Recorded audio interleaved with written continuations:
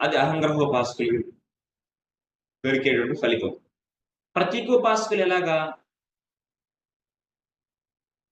So సూర్యుడు, చంద్రుడు ఇలా ఎన్నో భగవంతుడి యొక్క విభూతులు ఉన్నాయి. సూర్యుడు, చంద్రుడు, ఇంద్రుడు, వరుణుడు వీళ్ళందరూ ఏంటి? భగవంతుడి యొక్క విభూతులు. విభూతి అంటే జీవాత్మకి భగవంతుడు కొంత విశేష శక్తిని ప్రదానం చేస్తాడు. ఉదాహరణకి ఇంద్రుడు. ఇంద్రుడు కూడా భగవంతుడి యొక్క విభూతుడు.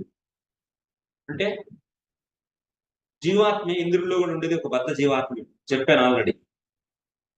అది కూడా జీవాత్మ, అవిద్యతో ఆవృతమైనటువంటి జీవాత్మ ఇంద్రుడు అంటే. దేవతలంటే కూడా వాళ్ళేం ముక్తిని పొందిన వాళ్ళు కాదు. మనకు మళ్ళీ కాకపోతే వాళ్ళ దగ్గర కొంచెం విశేష శక్తి ఉంది మనకన్నా, మనుషుల కన్నా. సో వాళ్ళకి ఆ విశేష శక్తి భగవంతుడు తన యొక్క పాలనా శక్తిని కొంత విశేషంగా ఒక జీవాత్మకి ఇచ్చాడు. బద్ధావస్థలో ఉన్న జీవాత్మకి. ఎందుకు ఇచ్చాడు? ఎందుకంటే ఆ జీవాత్మ యొక్క కర్మ అలా ఉంది. పూర్వ జన్మలో మంచి కర్మలు చేశాడు అతను. కాబట్టి ఈ ప్రపంచాన్ని ఏలే శక్తిని అతనికి ప్రదానం చేశాడు. ఆ ప్రపంచాన్ని ఏలే శక్తి ఆ జీవాత్మకి తాత్కాలికంగా ఇవ్వబడింది. కాబట్టి అతన్ని ఇంద్రుడు అంటారు. ఇప్పుడు ఆ ఇంద్రుడు ఏమయ్యాడు? ఆ శక్తి భగవంతుడి యొక్క శక్తిలో కొద్ది భాగాన్ని పొందాడు కాబట్టి పాలించే శక్తిని.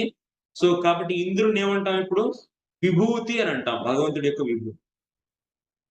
సో కొంతమంది ఏం చేస్తారో తెలుసా? ఈ విభూతులు విష్ణువే ఈ విభూతి, ఈ ఇంద్రుడు విష్ణువే అని చెప్పి డైరెక్ట్ గా విష్ణువును పూజించకుండా ఇంద్రుడిని పూజిస్తారు. కానీ ఏ భావనతో?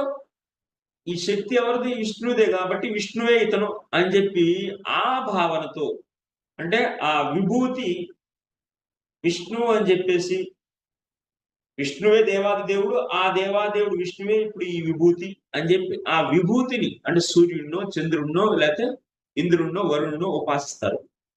మరి వాళ్ళకి ఏం కలిగింది అలా ఉపాసించే వాళ్ళకి? వాళ్ళకు కూడా మోక్షం కలిగింది. ఎటువంటి మోక్షం? భగవంతుడిలో లీనమైపోతారు.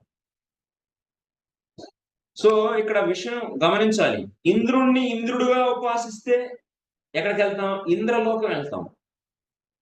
కానీ ఇంద్రుల్లో ఉండే శక్తి విష్ణువుదే కాబట్టి విష్ణువు దేవాది దేవుడు, ఆ దేవాదేవుడు విష్ణువే ఇంద్రుడు అని చెప్పి ఇంద్రుడిని ఉపాసిస్తే గనక ఎక్కడికెళ్తాం?